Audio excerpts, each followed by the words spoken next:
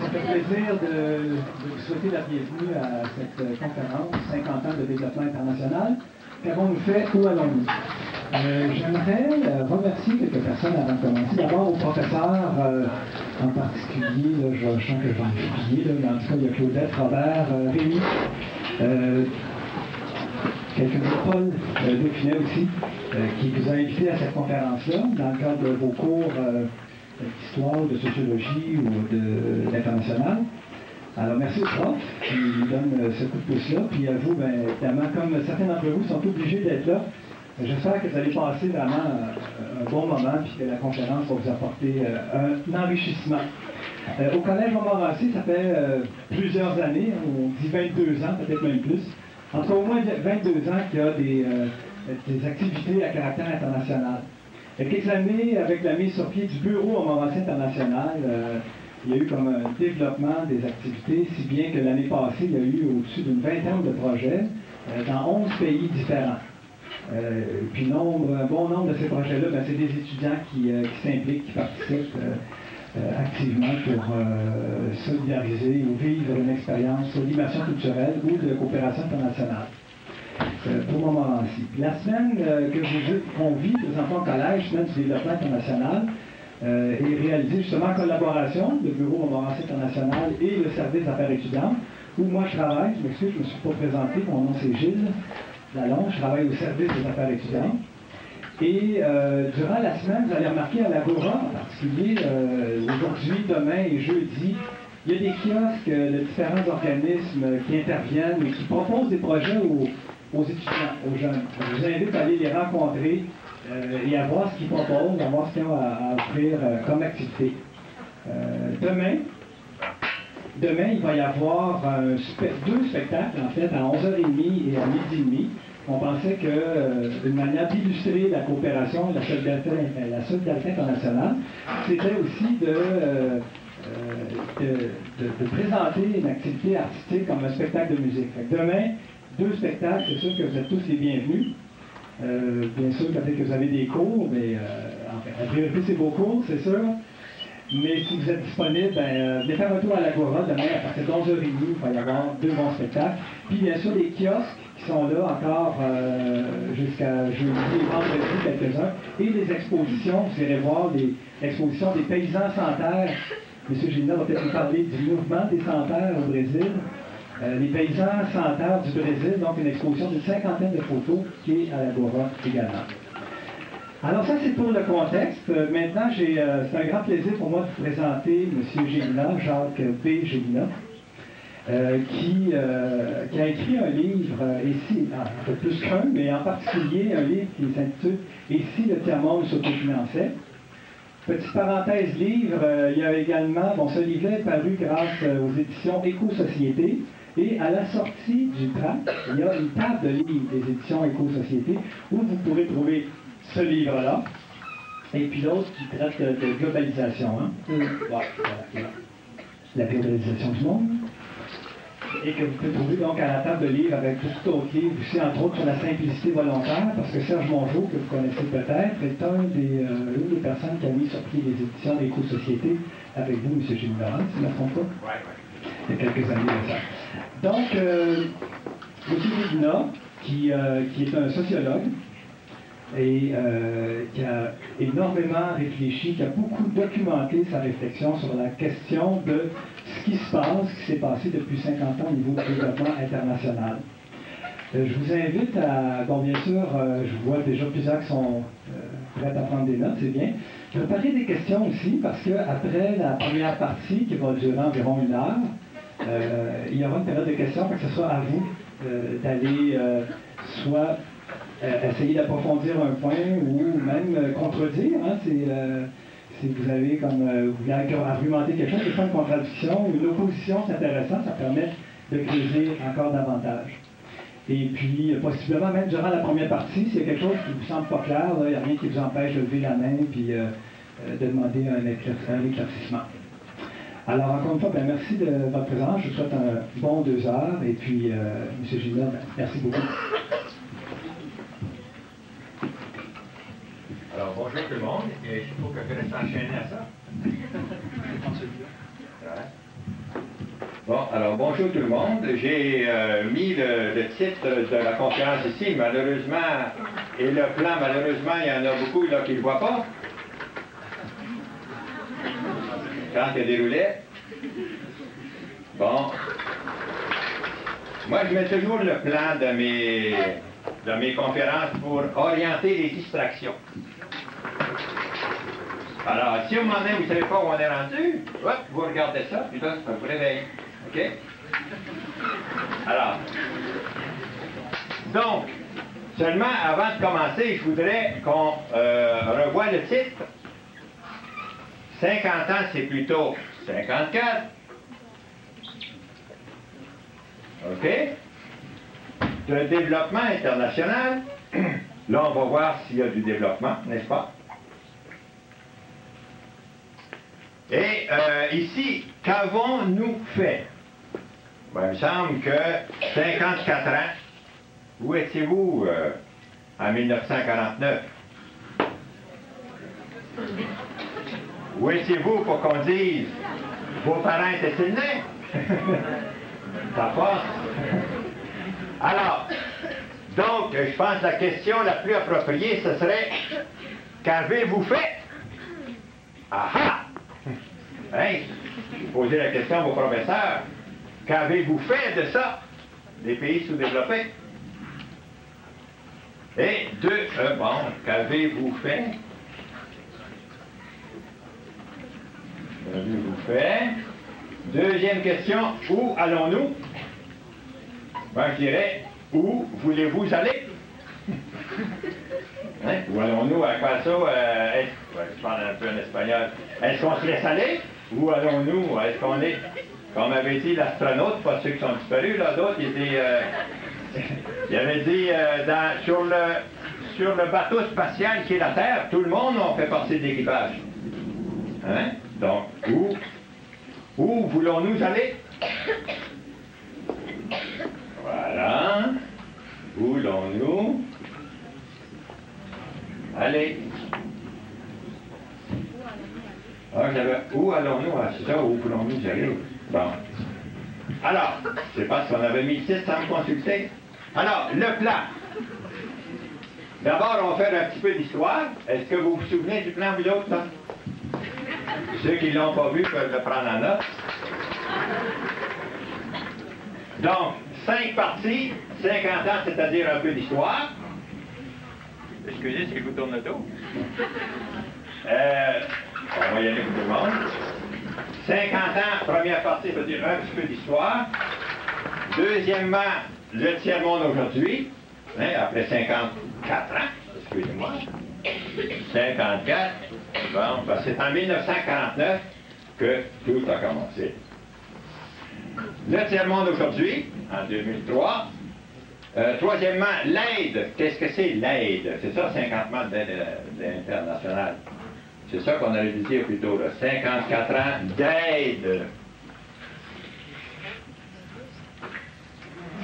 D'aide internationale. OK. Bon. Quatrièmement, c'est quoi le développement et le sous-développement? Voilà la grande question. C'est quoi le développement et le sous-développement? Donc, on va essayer d'expliquer ça. Et cinquièmement, qui la sortira du sous-développement? Le tiers-monde. C'est la chanson de qui, dans Jerry Boulette, là? Qui la guérira? Hein? Qui la sortira? Bon, voilà. 5 points. 5 points. Pourquoi 5 points? Parce qu'on a 5 doigts. Hein? On m'a dit d'être très pédagogique. Alors, premier point, il faut tout voir ça dans une en 3 heures. OK?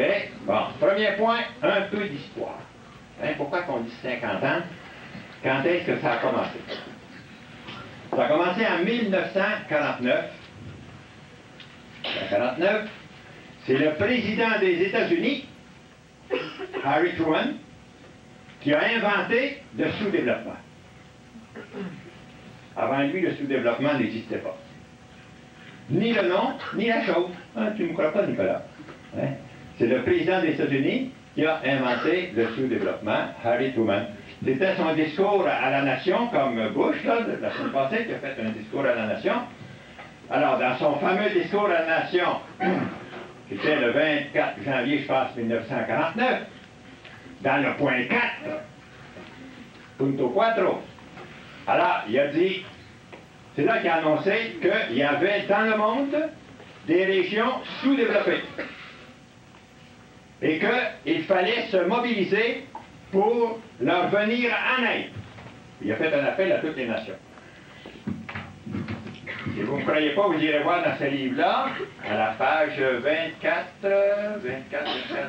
le discours, un extrait du discours de Truman, 24. Je vais vous en lire un paragraphe. Et si le tiers-monde s'autofinançait, par un auteur bien connu. Alors, un des paragraphes de Harry Truman. D'abord, il commence par dire qu'il y a dans le monde des régions sous-développées. Grande nouvelle. Personne ne savait ça. Hein? OK? Avant, c'était des colonies. Il y avait des colonies, il y avait les colonies françaises, américaines, il y avait les Philippines, les colonies anglaises, hollandaises, allemandes, partout dans le monde. Tout ça ici, tiens, voilà. Tout ça, c'était des colonies. Et même l'Amérique latine, les anciennes colonies, autrement dit, c'était rétroactif. Hein, son affaire. Donc, toutes les anciennes colonies, allaient devenir des pays sous-développés. OK? Alors, voilà ce qu'il dit. Parce qu'il dit, c'est fini, les empires. Fini. Maintenant, après la guerre, les Américains, les États-Unis, très respectés dans le monde, ils ont dit, nous, on va remplacer ce système-là. Ça va être désormais les pays sous-développés qu'il va falloir aider. 1949. Dans le deuxième paragraphe, il dit « Plus de la moitié des peuples de la Terre vivent dans des conditions qui confinent à la misère. Ils manquent de nourriture, la maladie est leur lot, leur économie demeure primitive et stagnante. Leur pauvreté constitue un problème et même une menace, non seulement pour eux, mais aussi pour les régions plus prospères. » Hey! Ça n'a pas changé beaucoup. Hein? Il dit que la moitié de la Terre vit dans des conditions qui confinent à la misère. Parce que ça n'a pas changé. Puis ça, c'est dangereux. Non seulement pour eux, mais pour nous. Le terrorisme. Il y avait de la vision, hein? Seulement, il n'y a pas eu assez de vision pour installer un système qui allait finir avec ce système. Alors, comme solution à ce grand problème, c'était quoi? L'aide au développement. Voilà. Il dit qu'il faut que toutes les nations se mobilisent pour leur venir en aide. OK? En argent et en technologie. Ça prend un transfert massif d'argent, de capitaux et de technologie. Voilà la grande annonce. Alors, sous-développé, hein, il a sorti le mot sous-développé. Donc, c'était une référence, hein, sous-développé, une référence au développement. Donc, pour sortir de là, il faut arriver comme les pays sous-développés. Il voulait dire comme nous, hein, comme les États-Unis, comme des pays riches. Donc, vous êtes sous-développés, il faut passer de là, avec l'aide, arriver à être développé. OK?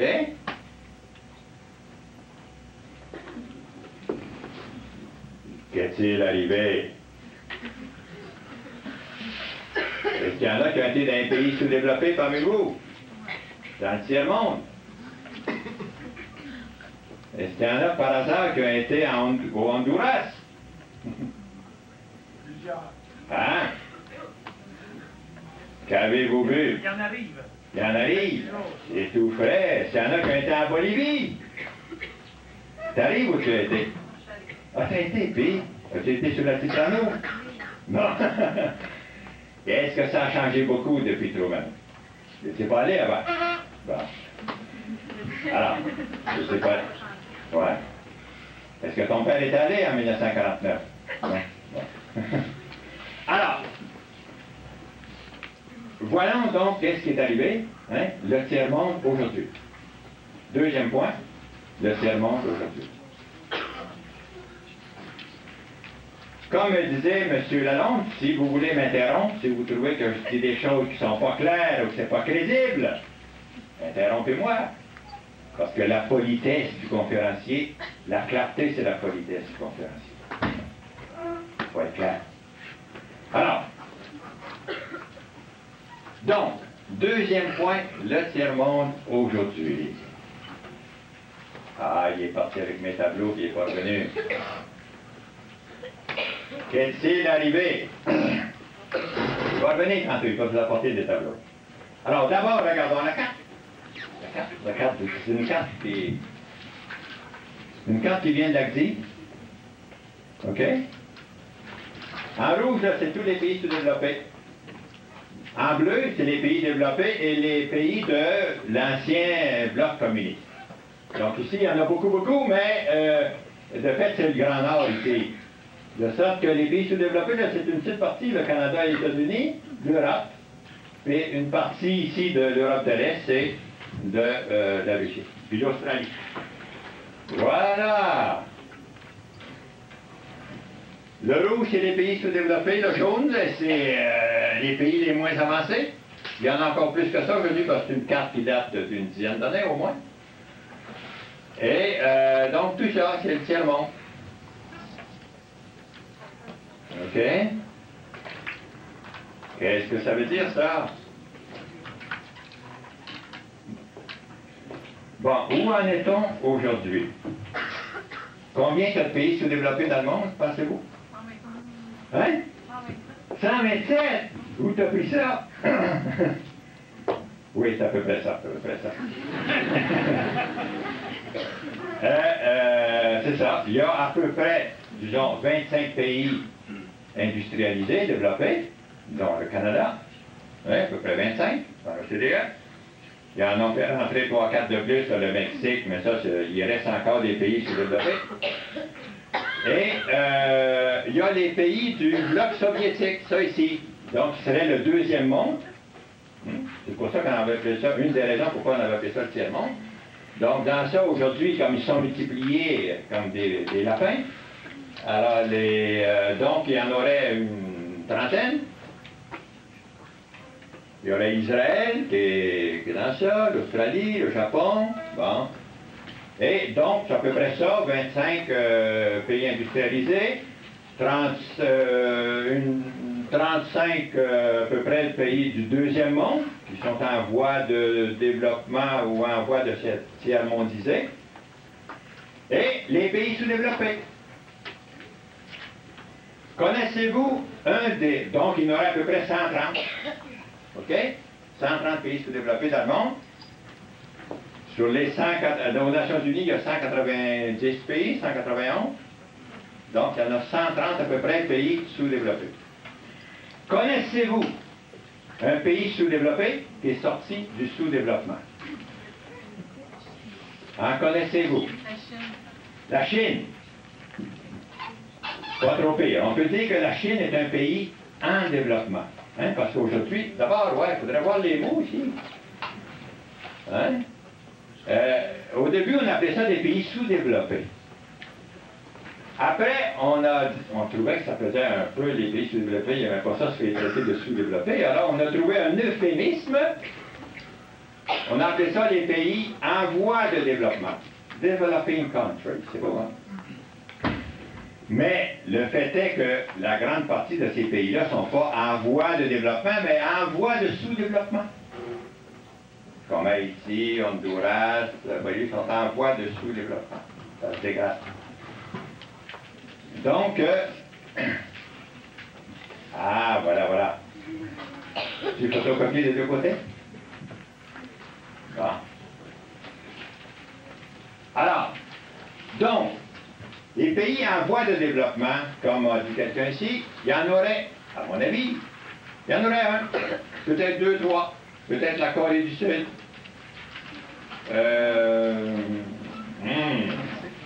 Pardon? Le Mexique, il est rentré dans l'OCDE, le club des pays riches, mais 70% des gens là, crèvent de faim, puis en fait, ils ne sont pas vraiment sortis du sous-développement, ils sont dépendants financièrement, tout. Alors, donc, on peut dire qu'ils sont plus développés, disons, que les pays qui sont dans la dèche, là, les pays d'Amérique centrale, les pays d'Afrique, mais ils sont encore dépendants. N'importe quand il arrive une crise, oups, ils retombent. C'est ça quand on est sous-développé, dépendant. Donc, il y a, à part de la Chine et peut-être 2 ou 3 pays qui sont en voie de développement, tous les autres pays sont des pays soit mal développés, hein, comme le Mexique, le Brésil, ou des pays en voie de sous-développement, comme à peu près tous les pays d'Afrique, une grande partie de l'Amérique latine et une bonne partie des pays de l'Asie. Hein? Pendant 54 ans, chaque année, l'aide publique au développement, c'est 50 milliards, 60 milliards de dollars, ça diminue. Et malgré ça, tous les efforts, l'ACDI, les ONG, le sous-développement continue, c'est une industrie, hein, c'est une profession. Alors, on vous distribue des feuilles, est-ce que c'est rendu par là? Oui, regardez 2 tableaux. Oui. Oui.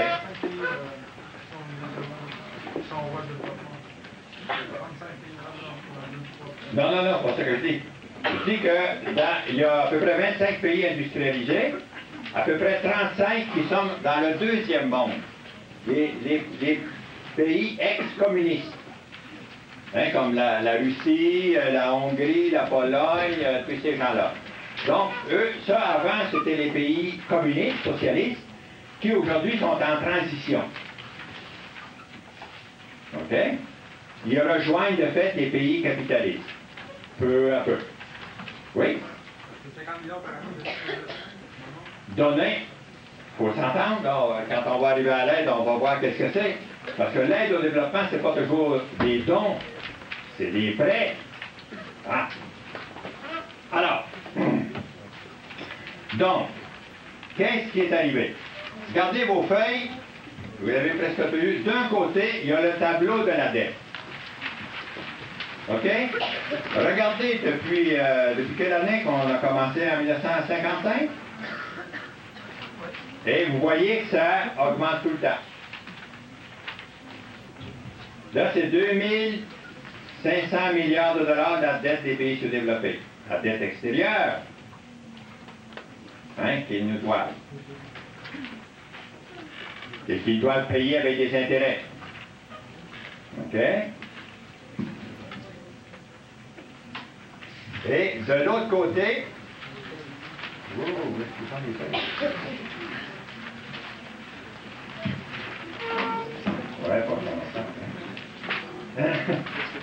de l'autre côté, vous voyez une grande concentration de la richesse. Le premier tableau, les 200 milliardaires du monde, les 200 plus gros milliardaires du monde. Regardez comme leur fortune augmente toujours d'année en année. Il y a seulement que 2001, c'était un petit peu une mauvaise année à cause du World Trade Center. Oui. Et l'autre, c'est le creusement des inégalités. Comment est-ce que l'inégalité entre les pays développés et les pays sous-développés se creuse toujours d'année en année, augmente toujours. Autrement dit, il y a toujours une plus grande différence entre les pays sous-développés et les pays développés. Autrement dit, la richesse se concentre toujours plus vers les pays développés.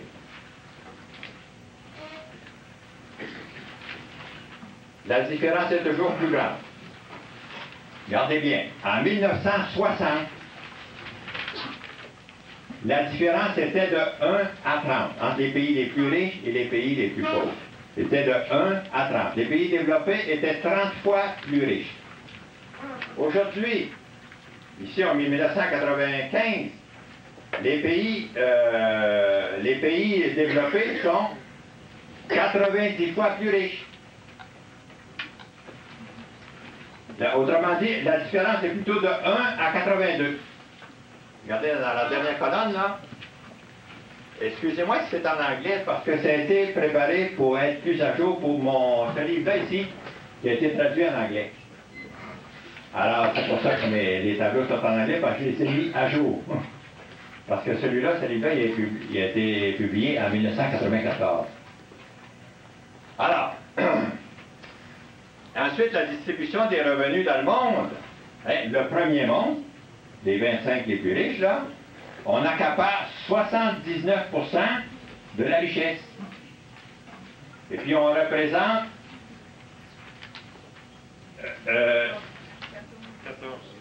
14,7% de la population. On accapare presque 80%. Et les pays sous-développés, qui représentent 80% de la population, reçoivent seulement 16%. Bon. Alors, voilà, vous avez des chiffres, vous étudierez ça avant de vous coucher. OK? Méditez là-dessus. Donc, ça, c'est des sources de la Banque mondiale, du Fonds monétaire international, etc. Donc, autrement dit, la situation empire. Bon. Alors, hein?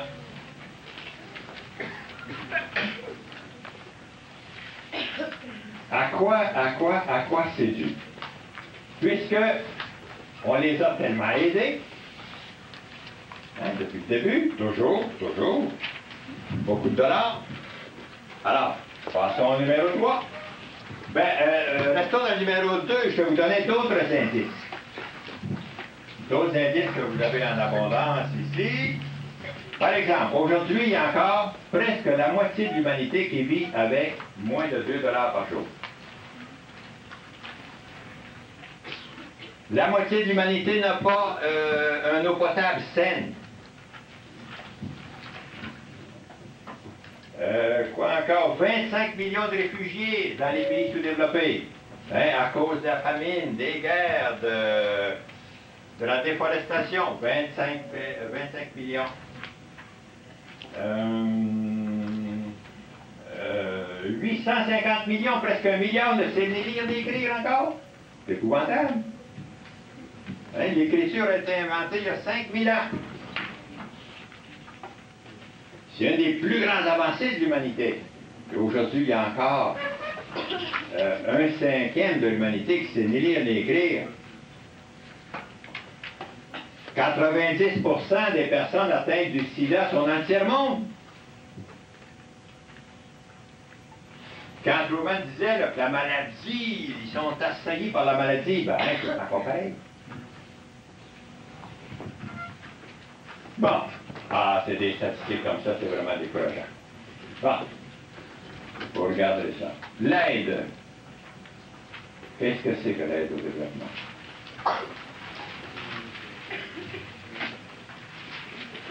D'abord, il y en a 200. Très différent.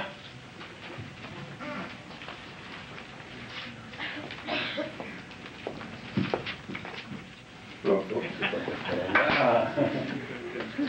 Mais là.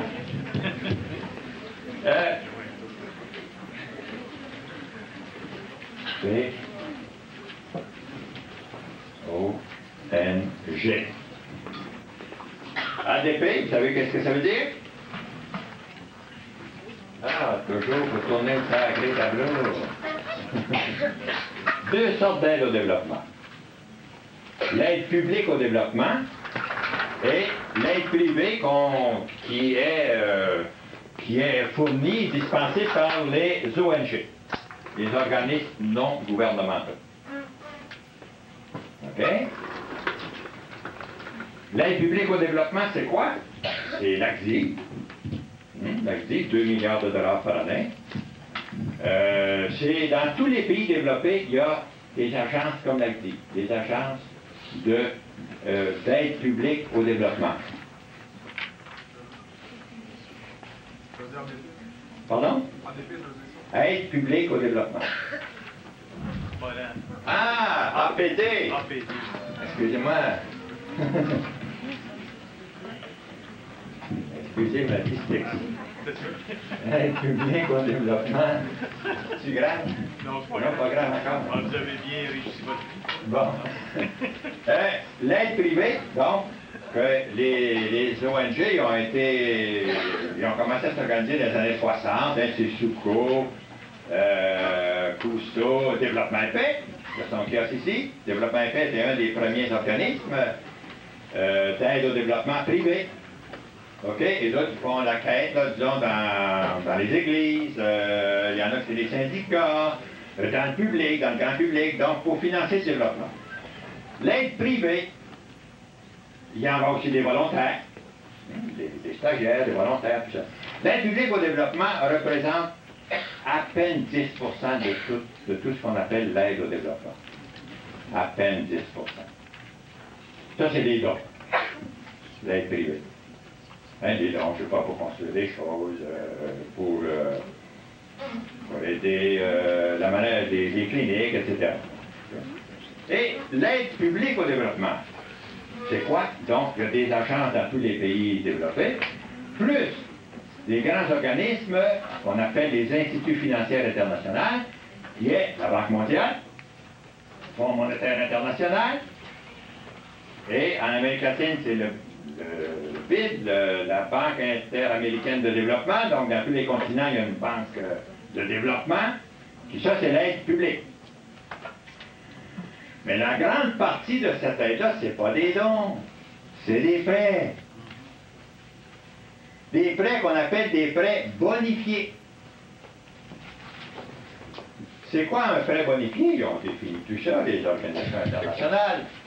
C'est quand il y a une bonification de 25%. Disons que les prêts sur le marché international, sont à 10% d'intérêt. Si le Canada fait un prêt à 7,5%, c'est de l'aide internationale. Parce qu'au lieu de leur prêter à 10%, il leur prête à 7,5%. OK? C'est ça les prêts d'aide internationale. Et ce qui compte comme aide internationale, c'est pas seulement le 25% de bonification, c'est si le Canada prête 100 millions de dollars à 7,5%, c'est 100 millions d'aides. Hein? Voyez-vous que c'est un peu trompeur.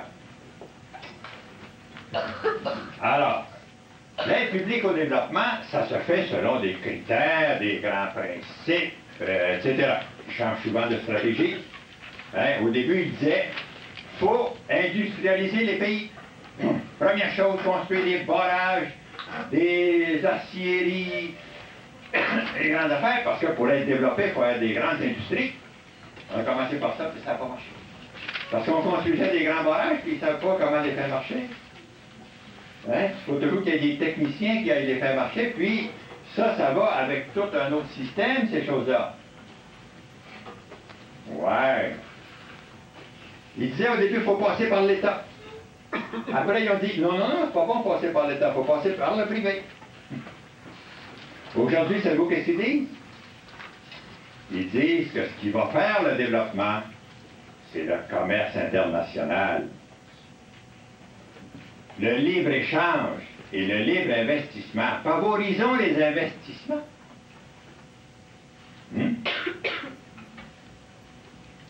Vous avez entendu parler le Népal en Afrique? Hein, lors de la réunion du G8 l'année passée, le chrétien qui a été le leader de tout ça pour installer le Népal. Mais le Népal, c'est le libre-échange en boubou. Hein, c'est le libre-échange étendu à l'Afrique. Alors, moi, je pense que ça va amener encore plus de développement parce qu'ils disent que le commerce international crée de la richesse. Croyez-vous ça, vous autres? Hein? Pardon? Ben voilà. La richesse pour qui? Voilà la grande question. Le professeur est ici, non, professeur, vous lui donnez les titres. OK? Bon. Alors, ben oui, regardez, si vous produisez une poche de patate, vous la revendez à un autre grossiste, puis lui va la revendre à un autre, il va vendre à un autre, à la fin, il va avoir rien qu'une poche de patate. Hein? Puis le producteur, lui, va avoir eu pour sa poche de patates qui vont peut-être vendre 10 piastres, il va avoir eu lui 50 cents. Hein? Mais c'est vrai que ça va produire de la richesse pour ceux qui contrôlent les mécanismes du marché. Maintenant, là, il va faire de l'argent avec ça. Les petits producteurs de café, là, en Amérique centrale, ils ne peuvent pas vivre avec ça. C'est les prix internationaux qui se décident sur la bourse de Chicago ou à Londres. Ils ne peuvent pas vivre avec ça. Mais ceux qui contrôlent le mécanisme du café, Nestlé, Philip Morris, Sara Lee, eux autres, ils font de l'argent, ça crée de la richesse pour Sara Lee et pour Nestlé. Voilà. Voilà. Ouais. Donc,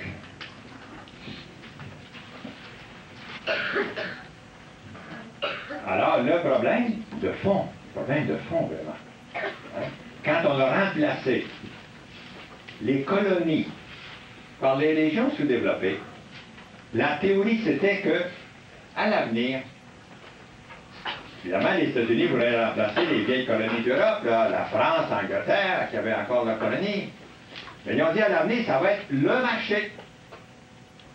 On va établir des échanges économiques libres pour tout le monde, de sorte que tout le monde va être sur un pied d'égalité.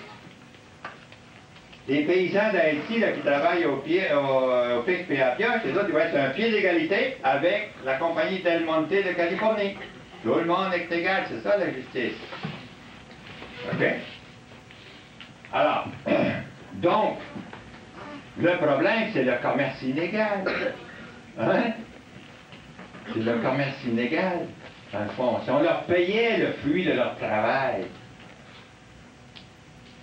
ils pourraient se développer, ils pourraient ramasser de l'argent, s'acheter des équipements, fabriquer des machines. Donc, le problème de fond, c'est ça que Truman a institué en 1949. J'ai dit 2 points, il y en avait 3. Il a inventé le sous-développement. Il a inventé l'aide au développement. Et il a mis ces pays-là, les nouveaux pays là, sous-développés, dans le système du libre commerce, du libre-échange, du libre investissement. Donc, sur un pied d'égalité. Bon.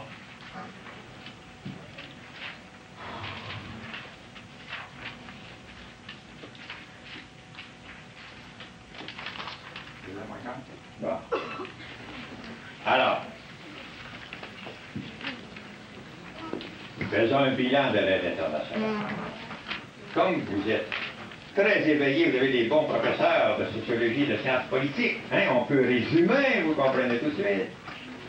Alors, quels sont les effets, disons les effets pour que ça n'ait pas marché plus que ça, quels ont été les effets pervers de l'aide au développement, les effets négatifs de l'aide au développement? OK? 3 effets négatifs. 3. Premièrement, l'aide au développement, telle qu'on l'a connue, l'aide publique au développement,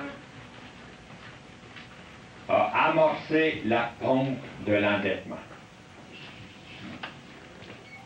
a répandu l'idée, la théorie économique, que pour se développer, il fallait s'endetter. Hein? C'est pas grave s'endetter. C'est ça qu'on disait.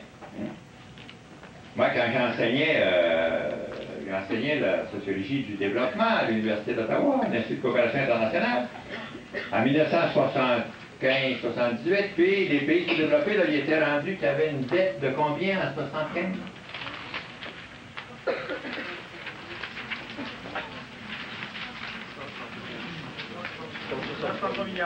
Hein?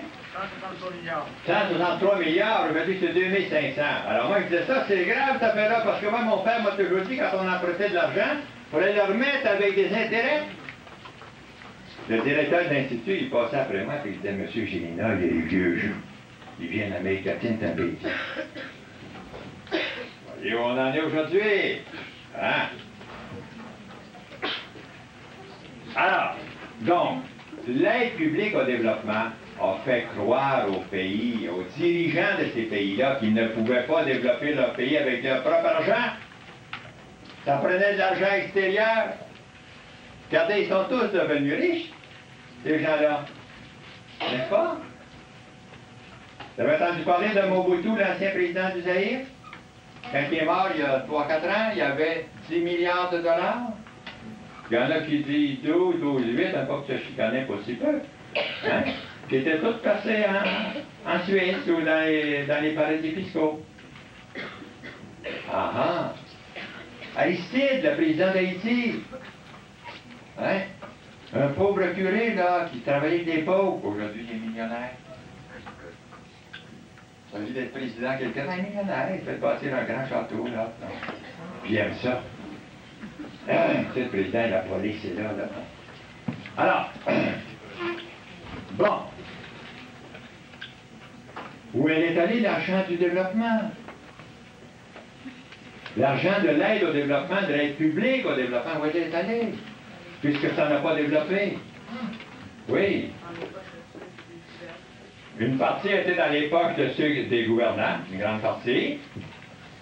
Une autre partie est allée dans la militarisation.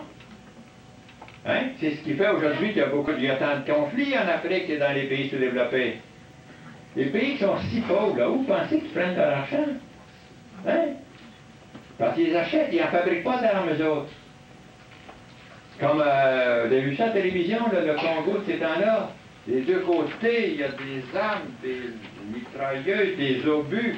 Ils prennent ça, des gens si pauvres. Les soldats, l'autre, là, ils sont payés. Bon. Alors, une autre partie a été là. Et quand elle va dans les poches de ceux qui dirigent ces pays-là, et l'autre, là, ils la mettent pas en dessous du matelas, là. Hein? Ils la placent dans les paradis fiscaux en Suisse, par exemple. Ou aux Bahamas, des choses comme ça. Et cet argent-là, elle n'est pas gardée en Suisse dans les coffres-forts. Elle est reprêtée au Congo. Hein? Cet argent prêté et reprêté. Les évêques du Congo l'ont dénoncé, ça. Personne n'a dit un mot. Et ça, c'est sûr, à part de ça, c'est public. Quand l'Agdi fournit de l'argent, il le sait. C'est pour ça que même, il y avait un vieux dicton que l'ambassadrice des États-Unis au Kenya, je pense, où là, c'était vraiment pourri. Elle dit, finalement, ça va être vrai, ce vieux dicton-là, que l'aide au développement, c'est quand les pauvres des pays riches envoient de l'argent aux riches des pays pauvres. Hein? C'est-à-dire les classes moyennes, là, vous autres, là, nous autres, là, hein? On envoie de l'argent aux pays riches pour qu'ils les donnent aux riches des pays pauvres. Hein, autrement dit, les pauvres des pays riches envoient de l'argent aux riches des pays pauvres. Ben, facile à retenir. Bon, premier fait pervers.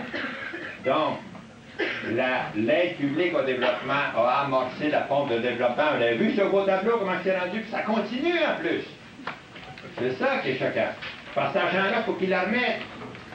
Et de sorte qu'aujourd'hui, il y a plus d'argent qui part du sud au nord que du nord au sud. Ça a tout compté, là.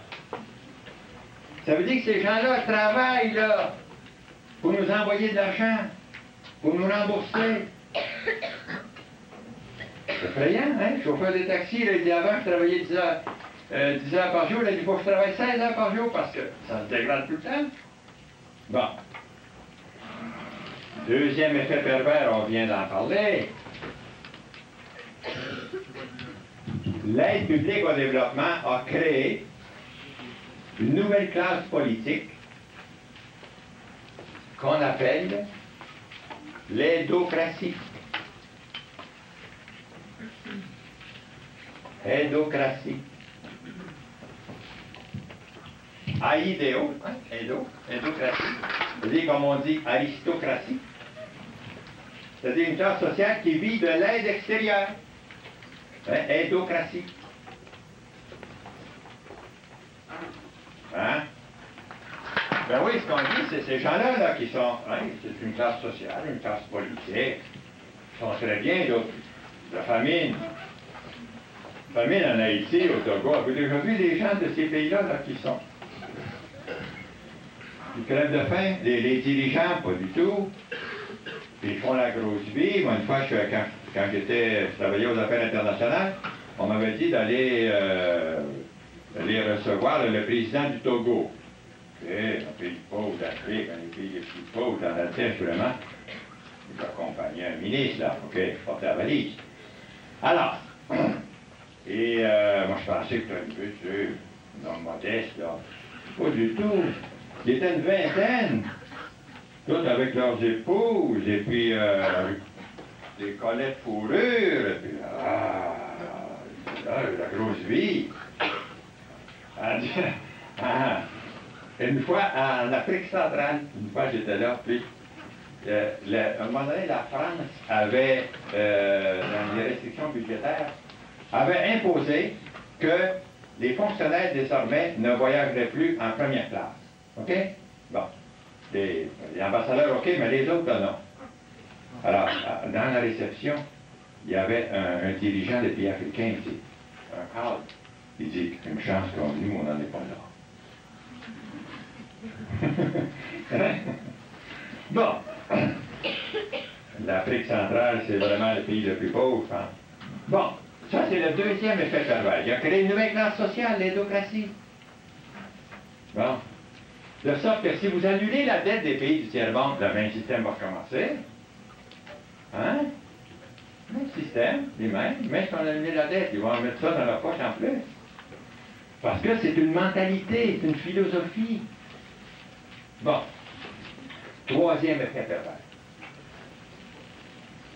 que je dirais le pire de tous, c'est que l'aide internationale, l'aide publique au développement massive, a minimisé le rôle de l'épargne intérieure, l'épargne interne dans le développement. Vous comprenez ça? Non? A minimisé. Autrement dit, a fait croire aux gens que l'épargne intérieure, c'est l'épargne dans ces pays-là. Ça, on ne pouvait pas se développer avec ça. Il n'y en avait pas. Il n'y a pas d'épargne. Parce que, il faut que je vous dise une chose. On va sauter ici. C'est là que vous allez comprendre. C'est quoi le développement? Quatrième point. Hein? Oui? Minimiser le rôle de l'épargne intérieure, de sa propre épargne, pour faire du développement. OK? Parce que on a tout le développement, un développement vient à partir de l'épargne intérieure. Hein? On ne peut pas se développer avec l'argent des autres. On peut l'emprunter. La condition de pouvoir, avec le prêt, pas pour faire l'épicerie, à condition que ce soit pour établir des industries et qu'après ils vont produire 10 fois plus, on va pouvoir le remettre avec les intérêts. OK? Parce que l'argent, il faut toujours le remettre. Donc, pour se développer, c'est quoi le développement? Comme on est pressé et que vous êtes très éveillé, très intelligent, je vais vous donner une définition. C'est quoi le développement? C'est comment est-ce qu'on développe? C'est par où qu'on commence? Pourquoi que les États-Unis, l'Angleterre, la France, le Canada, pourquoi ces pays-là se sont développés? Bon. Une définition générale. Le développement. Pour comprendre le sous-développement, il faut comprendre le développement. Alors, le développement, c'est l'ensemble des activités. Non. Arrêtez. Je vais vous le définir en un mot, c'est trop compliqué. Un mot, deux mots. Peut-être 3, 2,5. Le développement, c'est l'accumulation du capital. Ah! C'est bon. C'est bon ça? Le professeur le dit. Bon. Le développement, c'est l'accumulation du capital. Hein? Que faut-il faire alors pour se développer? Pour accumuler un capital à partir de quoi? À partir de l'épargne. Autrement dit, regardez, retournons un petit peu dans l'histoire. OK? Bon, disons les Esquimaux.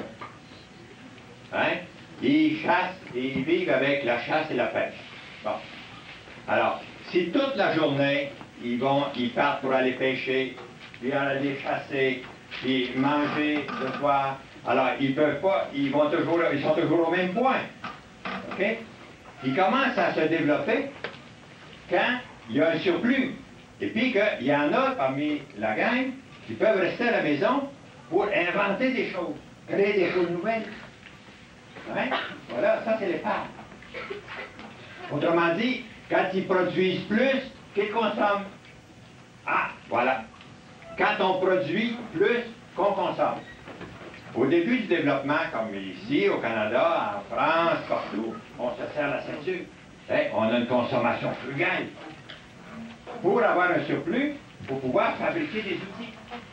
Voyez-vous, quand une population, là, les Indiens, il y en a un groupe là, qu'au lieu d'aller chasser tous les jours, courir la nourriture, il peut, lui, rester à la maison pour fabriquer des pots, pour retenir la nourriture, pour fabriquer une charrue, hein, pour inventer des choses, pour domestiquer des animaux. Donc là, à partir de ce moment-là, on commence à accumuler et on produit toujours plus.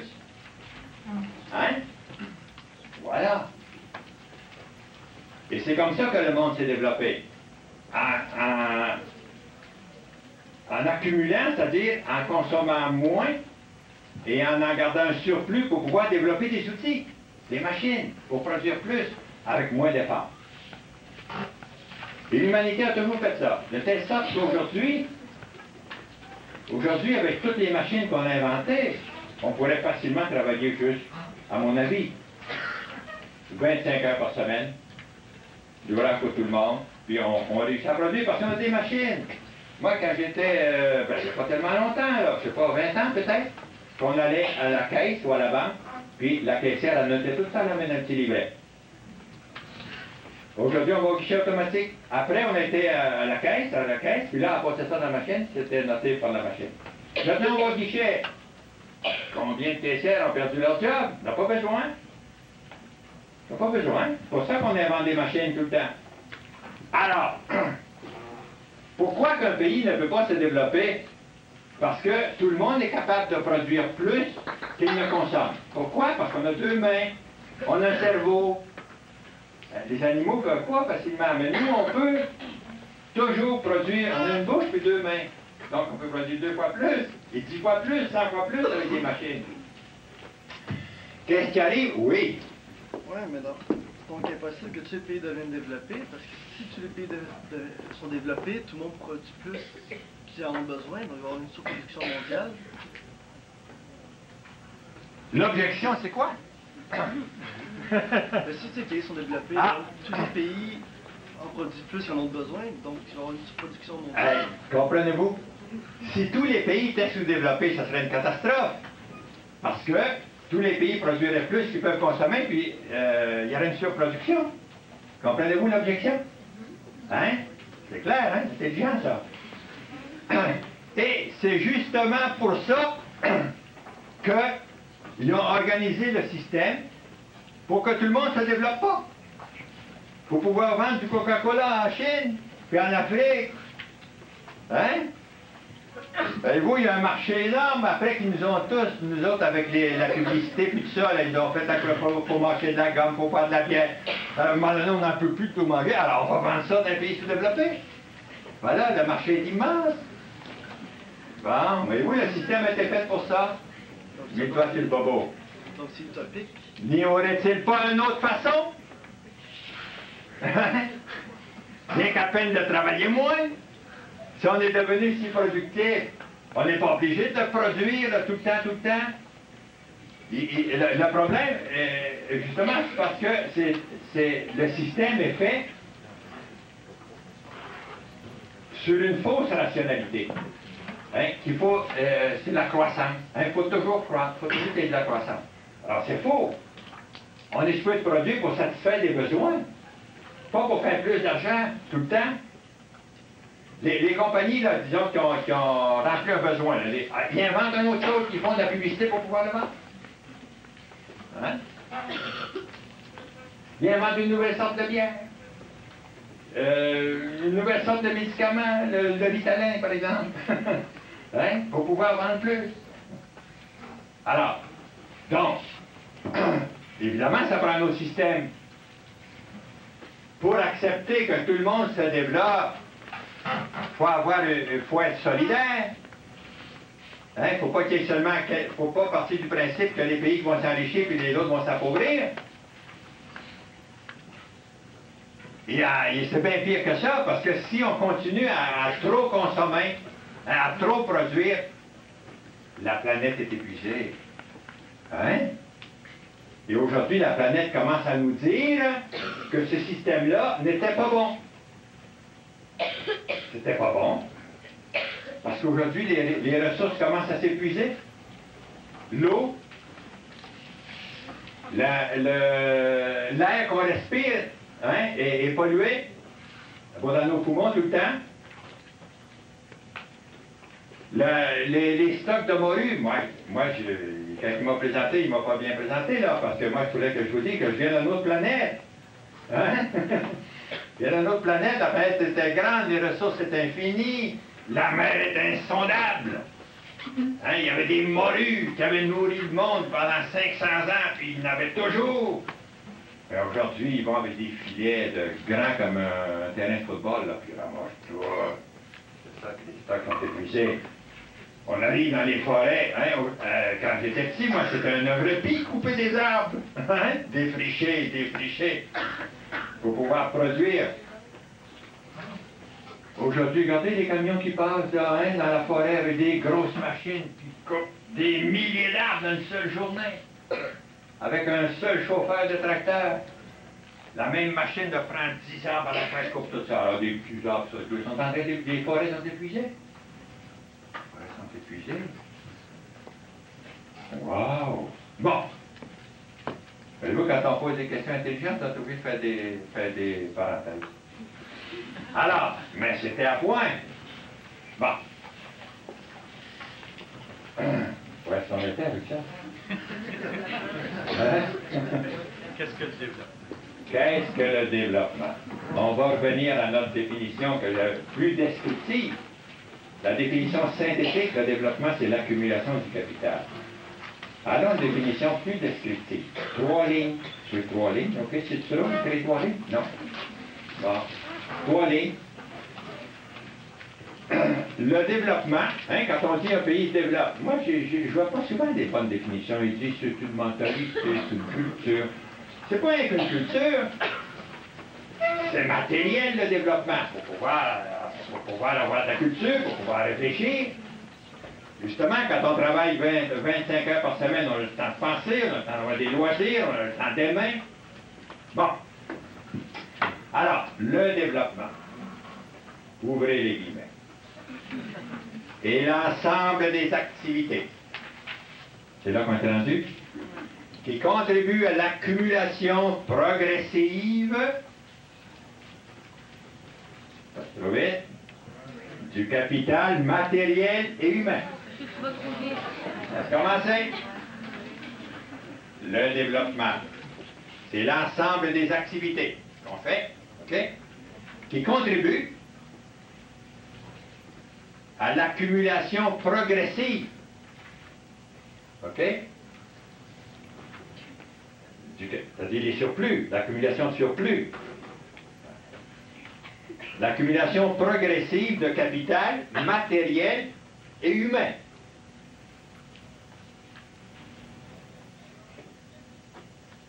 C'est une parenthèse.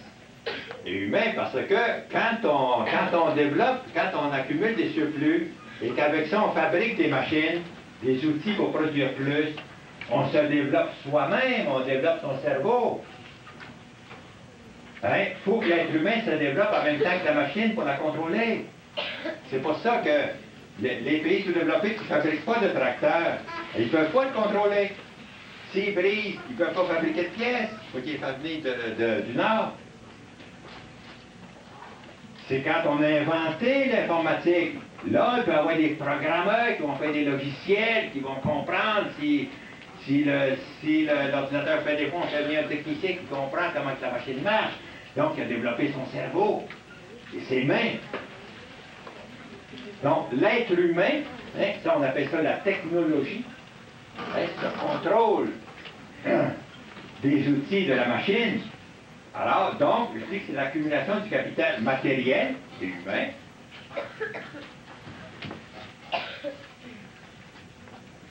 d'une communauté, parce que le développement, ça se fait en communauté, ça. L'accumulation du capital matériel et humain d'une communauté. Voilà. En vue d'une production auto-entretenue. Hein, pour pouvoir produire, mais une production auto-entretenue, pas quand on a besoin d'un technicien, quand on vient des États-Unis ou du Canada. Tu es obligé de demander à l'Haïti d'envoyer un technicien. Donc, d'une production auto-entretenue pour satisfaire les besoins de la communauté. Hein? C'est ça le développement. C'est ça le but du travail, de l'activité, de pouvoir produire pour satisfaire nos besoins. Et de dépendre de personne. Si on dépend des autres, n'importe quand, il va nous l'ôter. Hein? Bon, une petite note en vue de satisfaire les besoins de la communauté, OK? Note au bas de la page, un petit 1, note au bas de la page. Les besoins tels qu'exprimés par la communauté. Ah! Si vous allez dans une communauté au Mali, ici, ben, on va dire, qu'est-ce que tu veux, mon petit gars? Un ordinateur. Et là, ils ne diront pas ça. On va dire qu'il veut une école. Hein? Una escuelita, por favor. Hein? Une école. Il y a une récitation en Bolivie. Qui va en Bolivie? Qui s'appelle Una escuelita, señor presidente. Una escuelita, por favor. Une école, une petite école, s'il vous plaît. Hein? C'est ça qu'ils vont dire d'abord. Un dispensaire pour soigner nos maladies. Et il y a une paroisse ici, là, une municipalité Sainte-Élisabeth, ça qui est jumelée avec une autre, San Juan Corona, pas Corona, Caramba, au Mali. OK? Alors, là, ça a commencé, c'est les gens du village au Mali qui ont défini qu'est-ce qu'ils voulaient. Ça leur a pris du temps, depuis 7-8 ans pour se décider.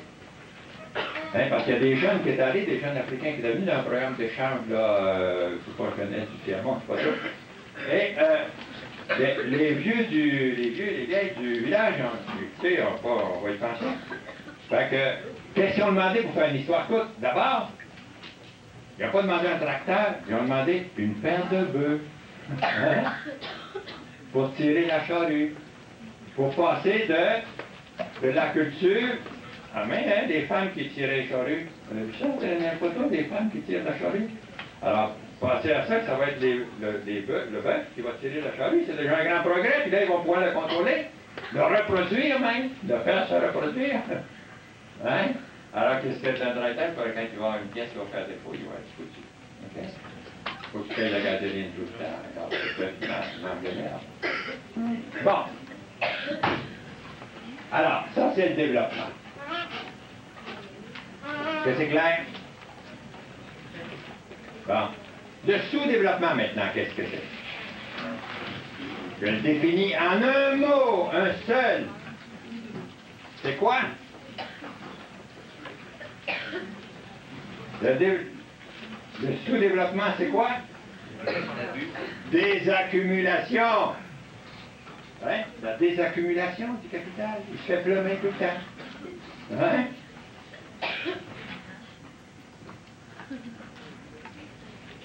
Comment est-ce qu'ils se font enlever, donc c'est se faire enlever son surplus? Parce que tout le monde produit plus qu'il peut pas. Tout le monde peut produire plus qu'il ne consomme. Bon, encore plus dans les pays du Sud. Quand le climat est plus favorable. Alors, comment est-ce qu'on les prive de leur surplus aujourd'hui? Hein? Comment est-ce qu'on leur enlève leur surplus? Pardon? Rembourser les dettes, d'une part. Deuxième manière? Échange inégal. l'échange inégal, le commerce inéquitable, qu'on ne leur paye pas leurs produits. Autrement dit, quand les traités de libre-échange, on ne pourra pas trop s'étendre là-dessus aujourd'hui, mais on empêche les pays sous-développés de se protéger. Le protectionnisme, c'est un péché contre le Saint-Esprit. Hein? Le libre-échange, c'est contre le protectionnisme. Protéger son industrie, c'est péché. Hein? C'est pas beau. Parce qu'il faut être concurrentiel. Regardez Haïti, un pays très pauvre, il produisait du riz. Il en produisait encore, il était autosuffisant presque. Qu'est-ce qui est arrivé? Quand le président Aristide est allé séjourner aux États-Unis, là, il était en exil 2 ans, il a suivi un cours 101 de libre-échange. Puis là, il a signé, OK? Et dans cette nouvelle économie, ils ne peuvent pas protéger, les États-Unis les ont obligés à lever toutes les lois protectionnistes qu'il y avait. Parce que, hein? En contrepartie, les pays riches, ils ont des tarifs qui empêchent les pays du tiers-monde à vendre 100 milliards de dollars. C'est 10 fois plus que l'aide qu'ils reçoivent. Exactement. Et pendant qu'ils empêchent les pays sous-développés de protéger leur agriculture, et les autres des États-Unis, ils protègent le Canada aussi d'ailleurs. Le Brésil ne peut pas exporter son jus d'orange aux États-Unis. Vous savez ça? Hein? Alors, ouais. Et puis dans le libre-échange, il n'est pas supposé d'avoir des subventions. Parce qu'il faut laisser les lois du marché jouer librement. Alors, les États-Unis, les pays développés, le Canada, dont cette vingtaine de pays, ils donnent des subventions aux agriculteurs pour qu'ils puissent produire un meilleur marché. Vraiment, ils ne seraient pas concurrentiels. 1 milliard de dollars par jour, 360 milliards par année. Alors, pour venir en Haïti, qui était autosuffisant, donc, ils ont levé les barrières tarifaires pour le riz. Il y a des grosses compagnies américaines qui sont arrivées, la Early Rice, entre autres, qui ont acheté toutes les compagnies haïtiennes. Aujourd'hui, le riz américain est meilleur marché que le riz haïtien. Parce que les producteurs américains sont subventionnés par le gouvernement. Les pays sous-développés ne peuvent pas subventionner d'abord. Premièrement, il n'y a pas de droit, deuxièmement, ils sont trop pauvres. OK? C'est terrible, hein, croyez-vous ça? C'est incroyable. C'est ça. Alors, le sous-développement des accumulations du capital, des accumulations, nos surplus qui s'en vont à l'étranger. C'est ça qui reste toujours pauvres, ils ne peuvent pas s'acheter leur propre machine. OK? Ils peuvent l'acheter, mais en empruntant, toujours. Hein. Travaillant fort, ils achètent. Oups, ils retombent encore une autre fois. Alors, des pays un peu plus avancés, comme le Brésil, le Mexique, ça produit, ils pourraient en produire beaucoup. Mais oups, on arrive avec une chose comme ça, les fait retomber. Un tour même point. L'Afrique a été dépouillée, a été expoliée de ses surplus de 3 façons. 3 fois. C'est pour ça que l'Afrique est plus pauvre que les autres. C'est un bel exemple, ça. L'Afrique a été 3 fois spoliée. C'est-à-dire 3 grands systèmes. Le premier, c'est quoi? Quoi? L'esclavage. Hein, on est venu chercher les meilleurs producteurs. Hein, on écrémait sur ceux qui étaient malades, comme le seul là, alors, c'est dur de traverser un bateau, là, hein? Alors ça a duré des siècles. Des siècles. Donc on est écrémé, hein, d'Afrique. On allait chercher des esclaves, là. On faisait la chasse aux esclaves, et puis on est là-bas. Donc, premier grand spoil. Il prend le temps de se remettre de ça. Pas rien, ça. Deuxième, c'est quoi? Les colonies, la colonisation. La colonisation, c'est le pays, la France, l'Angleterre vont s'installer là, puis là, ils font des plantations, ils font travailler le monde presque pour rien, et puis ils envoient ça dans la métropole. Troisième, expoliation. C'est les prêts du FMI, Banque mondiale. Tout ça, autrement dit, ce nouveau système qui est installé, donc qui est le commerce inégal, les prêts, c'est tout le système financier et économique. Puis actuellement, il y a le désinvestissement en Afrique. Ben oui. Ben oui. Et puis, quand il y a un investissement étranger, aujourd'hui, la grande théorie du développement, là, c'est l'investissement étranger. Favoriser, rendre le pays favorable aux investissements étrangers. Ben, quand c'est une compagnie étrangère, les surplus s'en vont à l'étranger aussi. On n'en sort pas. Les autres, ça c'est comme les jeunes, là, hein? Il n'y a personne qui peut se développer pour toi. Hein? Personne. Il faut que tu te développes toi-même. Oui, je veux dire, au lieu d'investir, ils quittent leurs investissements, quittent le pays. Ils s'intéressent même plus à ces pays-là. Voilà. Non, ben, ils s'intéressent assez pour aller investir, voyons. Donc, ils investissent moins, des investissements. Et quand il y a de l'argent à aller chercher, ils vont. Des mines, des forêts, des villes, tout ça. OK? S'ils ne vont pas s'en venir l'année prochaine, et ça marche. Les guerres en Afrique, une grande partie, c'est ça. Bon. Alors, donc c'est ça le sous-développement? Bon. Il nous reste un dernier point. On peut le laisser là si ça vous intéresse. Avez-vous des questions d'abord? On peut faire une parenthèse.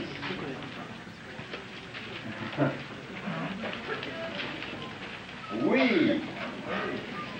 Proposer une solution simple. On tombe dans le 5e point. OK. Oui, faut que, après, je vais traduire pour que tout le monde comprenne. Essaye de parler le plus fort possible. Fixer les prix, un prix international pour tous les produits, le coton, le café, c'est un prix international qui serait le même partout. Oui. Les petits producteurs pourraient gagner plus, Oui. faire plus d'argent, mieux vivre. Oui. Puis les produits en arrivant aux sociétés développées comme nous, le produit arriverait ici au bout de la ligne un peu plus cher. Oui. Donc on pourrait moins consommer. Ça éliminerait un autre problème qui est la surconsommation. Puis eux autres, ils gagneraient plus, ils vivraient mieux. Puis en même temps, si les prix sont fixes, la compétition, il n'y aurait plus de but à la compétition. Avez-vous compris ça, tout le monde? Ah, c'est voilà, je vais traduire. On va traduire celui-là avant de prendre une autre question. Donc, il fait une suggestion comme alternative au système actuel. Sa suggestion, c'est que l'on fixe des prix uniformes pour chacun des produits, hein, pour tous les pays dans le monde entier. D'accord? Bon. Qu'on fixe un prix, par exemple, pour le café, qui va être assez élevé pour que le producteur puisse vivre, et que nous autres, ici, on payerait un petit peu plus cher, mais ça ferait un peu moins de consommation, donc on solutionnerait nos problèmes en même temps. Est-ce que je t'ai bien traduit? Oui. Bon. Qu'est-ce que vous en dites de ça? Ou c'est une autre question? Ou, Oui? Il va y avoir quelqu'un qui va prêter de l'argent, veut pas. Oui. Fait qu'il va y avoir un money maker, t'as pas le choix. Oui. Il y a quelqu'un qui va falloir qu'il contrôle cet argent-là. Il faut décentraliser les contrôles, les systèmes de contrôle, c'est juste ça. Ah ben là, c'est le contraire. Lui, il dit qu'il faut décentraliser les systèmes de contrôle parce qu'il va toujours avoir quelqu'un qui va venir prêter de l'argent. Oui?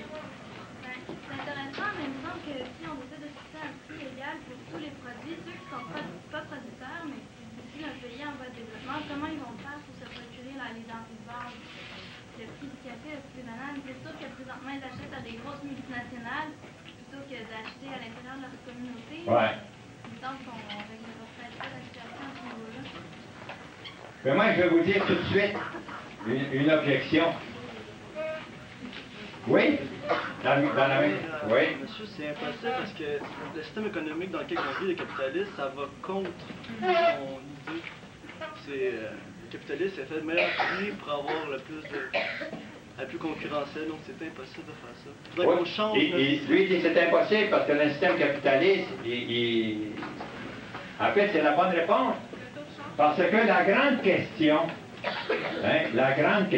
c'est qui va faire ça? Hein? Il dit, on va établir un prix. qui va établir ce prix-là? Qui va imposer ça? Pas les États-Unis, certains. Ah, mais c'est pas les États-Unis certains, puis c'est les autres les maîtres du monde. Ah, alors, qui va imposer ça? C'est comme dans la fable de La Fontaine, là, les souris qui se faisaient manger par le gros chat. Rodillac s'appelait. Et les souris ont fait un conseil, puis ils ont fait une réunion, puis ils ont dit, qu'est-ce qu'on va faire? Tu sais, il y en a toutes sortes de suggestions, il y en a qui disaient, on va l'empoisonner, pas moyen. Alors, il y en a une, en tout cas, qui a une idée, ils ont dit, on va y accrocher une sonnette d'un coup. Comme ça, on va l'entendre venir, on va se sauver. Hein? Tout le monde applaudit, tout le monde est content. Qui va accrocher? Il va aller accrocher la cloche. Alors, là, qui va faire ça? Quand on propose une solution, moi je pose toujours la question, qui va faire ça? C'est comme il y en a qui disent, ah, il faudrait réformer la Banque mondiale, il faudrait réformer le Fonds monétaire international. Mais qui va réformer les réformateurs? Hein? Oui. J'ai une question par rapport à votre classification des pays. Oui. Comment est-ce que vous pourrez dire que la Chine est en voie de développement quand tout ce qu'il y a, c'est un convoi de 300 millions de personnes qui travaillent surexploitées sur le côte de la Chine? Ouais. Si on dans un pays totalitaire qui tue les dissidents, tandis qu'en Inde, dans le sud de l'Inde, un pays démocratique, c'est la deuxième puissance en logiciel du monde. Alors là, c'est un exemple de développement beaucoup plus positif que la Chine, je trouve. J'ai été très osé en disant ça, que c'est un pays en voie de développement, parce qu'il faudrait ajouter que la Chine est en voie de développement capitaliste. Donc, c'est le même modèle que nous ici. Okay? Modèle d'inégalité, tout ça, c'est bien de valeur. Parce que l'idée originale de la révolution, Mao Tse-tung, c'était le socialisme, c'est-à-dire une société équitable, partagée, justice, etc. Donc, quand je dis en voie de développement, autrement dit qu'ils vont pouvoir, eux, s'imposer dans le système capitaliste sans être dépendants. Rien que ça que je voulais dire. Mais il faut insister que c'est un pays, en plus, avec la répression en plus, etc. L'Inde, un petit peu de répression en moins, mais c'est le même chemin. Le même chemin, ils produisent des ordinateurs en Chine aussi, ils vont tout produire. Logiciel, c'est différent. Logiciel, ils vont en faire aussi en Chine. Le Hein? savoir. Oui, mais en Chine aussi, ils vont tout faire Le ça. capital humain, c'est 80% de la richesse mondiale maintenant. Oui, Ils vont produire des poupées Barbie en... Ah non, mais la Chine, ils vont produire tout ça. Vous lirez le dernier Business Week, là. Il dit justement que la Chine est devenue le moteur du système capitaliste. Parce qu'ils produisent toutes ces choses-là. Ils en forment des gens comme ça. Autrement dit, la dictature n'empêche pas le développement du capitalisme. Hein? C'est pas vrai qu'il faut être démocratique pour être fort dans le capitalisme. La dictature ne l'empêche pas. Bon. OK? Alors, une autre question? OK? Savoir, sur tous ces problèmes de l'être humain qu'il y a en ce moment dans le monde, Oui. pourquoi avez-vous choisi le développement international? Pourquoi celui-là en particulier, non les autres comme le suicide, les divorces, enfin, pourquoi vous voulez absolument savoir et comprendre le développement international? C'est parce que M. Lalonde m'a invité. C'est ça qu'il m'a donné comme sujet. Vous comprenez la question? Elle dit pourquoi vous avez choisi ce sujet-là, le développement, alors qu'il y en a beaucoup d'autres, le suicide, le sida, etc. Non, non, c'est pas ça que je veux dire. Ah! Qu'est-ce qui vous intéresse le plus dans le développement international? Qu'est-ce qui vous inspire? Qu'est-ce qui m'intéresse le plus? Parce que vous avez fait des livres exprès sur ce... Ben, je sais pas si c'est vous qui avez fait des livres, là, mais... Oui, celui-là, c'est moi, évidemment, pas copié. Ici, celui-là. On va faire une petite pause publicitaire. Alors, la globalisation du monde. Vous connaissez le livre? Il y a une table, il la vend. Ça va être 30% de réduction. Là, c'est le problème du monde. Et parmi un chapitre traite du tiers-monde, il y en a un sur l'environnement. Ça, c'est épouvantable. Mais là, on m'a invité pour parler de ça. Et ça, je l'ai écrit, j'ai choisi ça parce que, comme j'avais été beaucoup dans le tiers-monde, puis que ça a toujours été mon fil conducteur, à un moment donné, j'ai décidé de me débourrer. Puis j'ai écrit ce que je pensais. Hein? Bon. Et je pense que on va arriver à ça. Je pense que Jean voulait dire votre leitmotiv qui a fait que pour vous, en tant que sociologue, vous êtes préoccupé par rapport à cette question-là. C'est quoi? C'est la justice, l'inégalité, le besoin de développer des solidarités? Bien, parce que c'est un grand problème. C'est un grand problème dans le monde. On ne pourra pas solutionner les grands problèmes dans le monde aujourd'hui, par exemple. L'environnement, un des plus grands problèmes, ça, aujourd'hui, dans le monde, là. Moi, ce qui me préoccupe énormément, hein, l'environnement. C'est une cause. Mais on ne pourra pas solutionner le problème de l'environnement sans solutionner le problème du tiers-monde. Parce que le problème de l'environnement va se solutionner quand on adoptera d'autres valeurs. Quelles sont les valeurs qui vont fonder une nouvelle société, une nouvelle humanité, une nouvelle structure? Actuellement, le système, il y a quelqu'un qui disait tantôt, le système capitaliste est fondé sur le self-interest. OK? Et le nouveau capitalisme de la globalisation du monde, le néolibéralisme, c'est pas juste le self-interest, c'est le greed, la cupidité. Greed is good. On l'a vu, là, tous les scandales qu'il y a eu. Hein? Bon. Mais Gandhi, il dit, la Terre produit suffisamment pour satisfaire everybody's need. Hein? La Terre produit suffisamment pour satisfaire les besoins de tous. Mais non everybody's greed. Hein? Mais non pas la cupidité de tous ou de quelques-uns. La Terre peut produire suffisamment. Donc, pour solutionner aujourd'hui ce problème de l'environnement, qui est terrible, moi je pense que c'est le plus grand problème aujourd'hui. Parce que la planète, c'est la planète qui est en jeu. Il faut le fonder sur d'autres valeurs, et la valeur principale, c'est le partage, la solidarité et l'équité. Autrement dit, les grandes valeurs, hein, la liberté, fraternité, égalité, bien, reprendre le flambeau de ces choses-là. Donc, il faut le fonder sur d'autres valeurs. Et on ne pourra pas solutionner ça sans solutionner le problème du tiers-monde. Voilà où j'arrive au tiers-monde.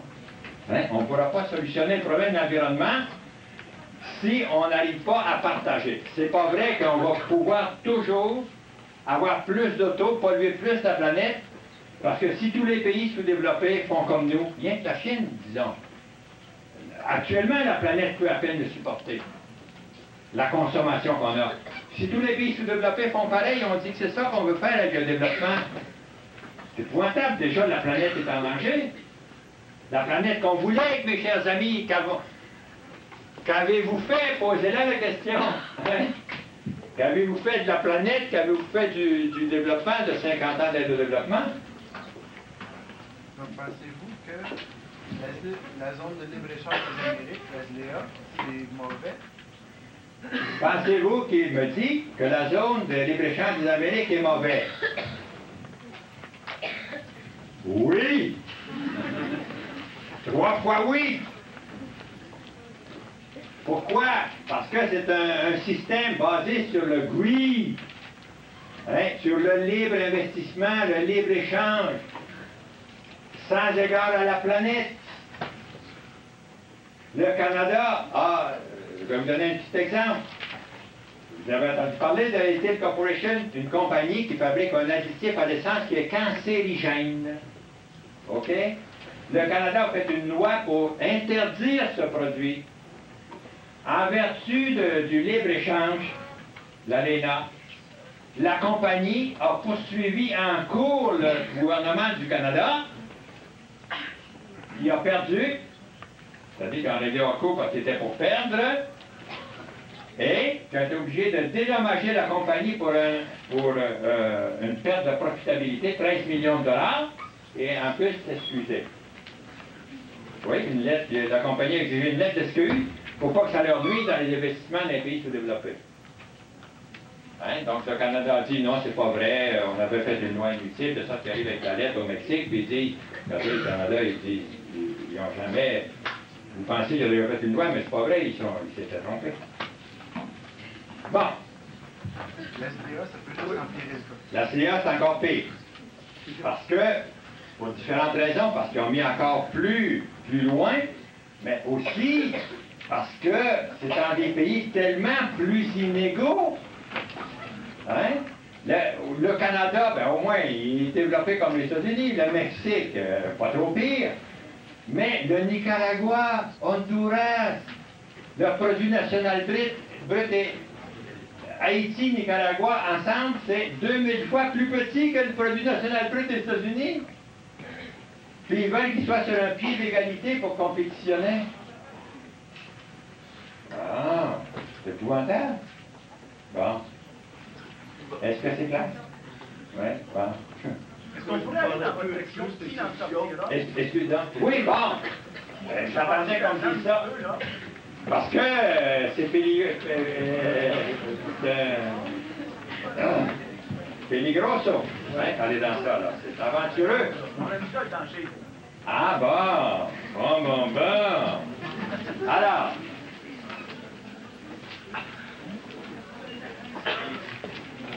Qui la soignera? Qui en sortira du sous-développement? Qui en sortira? D'abord, on a déjà fait une introduction, puis je vais vous dire une grande nouvelle. C'est que, pour pouvoir en sortir, il faut changer de paradigme. Hein? C'est quoi un paradigme? C'est une manière de penser. C'est le gros bon sens que tout le monde a dans la tête. OK? Là, actuellement, tout le monde pense que ce genre de développement, c'est correct. C'est correct. Que les pays sous-développés ne peuvent pas se développer avec leur propre épargne parce qu'ils n'en ont pas. C'est ça. Et tout le monde pense que c'est l'unique solution. Pas vrai? 50 ans, puis tout le temps. Banque mondiale, Fonds monétaire, la FLEA, tout ça. C'est toujours dans ce sens-là. Hein? Donc, il va falloir changer de manière de penser. Ça, c'est dur. Hein? Ça, c'est dur. Parce que les humains, là, on pense tous pareil. Tout pareil. Il y en a très peu qui vont s'aventurer à penser un peu autrement. Par exemple,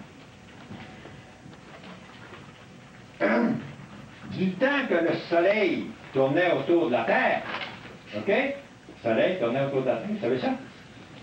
Avant Copernic, avant Galilée, le Soleil tournait autour de la Terre, et tout le monde croyait ça. Parce que c'est le gros bon sens. On le voit, le Soleil, le matin, il se lève, à l'est, il parcourt le ciel, il se couche à l'ouest. Hein? C'est qui tourne autour de qui? Le Soleil. Il faut être vraiment cinglé pour penser le contraire. Pas vrai? Et toute la société était organisée en fonction de ça. OK? Toute la pensée. En haut, il y avait le ciel. En bas, l'enfer. Au milieu, la vallée de l'arbre. OK? Et toutes les valeurs étaient pour ça. C'est pour ça que ceux qui comprenaient le monde ont combattu cette théorie. Un autre exemple plus proche pour vous montrer que c'est dur de changer de paradigme. Il n'y a pas si longtemps, au début du siècle, bon, il y a, je ne sais pas, 50, 60 ans, peut-être quand j'étais petit. Bon, quand j'étais petit, moi, ma mère a le problème des femmes. OK? Le problème des femmes. Tout le monde pensait que les femmes étaient inférieures aux hommes. OK? Puis ça, c'était reçu. Ça se disait, des grands penseurs le disaient. Encore aujourd'hui, il y en a qui le disent de temps en temps. Hein? Monsieur Drouon, là, de l'Académie française, c'est lui qui est le président? Le grand Drouon, là, il a dit qu'il était contre ça, la féminisation des noms. Et puis une des raisons qu'il disait que les femmes, c'est pas les plus fortes en logique. Hein? Il a osé dire ça. Bon. Mais tout le monde pensait ça. On allait demander dans la salle, là, qui pense que les femmes sont inférieures? Tout le monde a levé la main. Même les femmes. Aujourd'hui, si je demande la question, y en a-t-il parmi vous d'autres qui pensent que les filles sont inférieures aux gars? Levez la main. Y en a-t-il? Combien être humain, comme être humain. Ah. Décision dans les études, comme cerveau. Ah. Ils sont supérieurs. Ils sont supérieurs. Parce que, juste pour vous expliquer comment c'est dur de changer de paradigme. Parce qu'avant, ça aussi, c'était comme le soleil qui tournait autour de la Terre. C'était une évidence. D'abord, les femmes étaient toujours dans la maison. On n'envoyait pas dans la scène politique qui est le directeur de banque et de ça. Donc, ça c'était la preuve. La preuve aussi, ils sont plus petites un peu, donc ils ont le cerveau plus petit. Tout le monde disait ça. Et on ne les voyait pas là, diriger les... Aujourd'hui, c'est pas solutionné le problème. Une grande différence aujourd'hui, c'est qu'on a changé de paradigme. La plupart du monde, pas tous. Pas tous. Mais la preuve, c'est qu'il n'y a personne qui a levé la main. Là. Même ceux qui le pensaient, ils ont eu peur. Alors, c'est pas facile de changer de paradigme. OK? Même pour ceux qui sont dedans. Du temps de l'esclavage, ça aussi, c'était dur. Les esclaves, ils pensaient qu'ils méritaient, que c'était correct.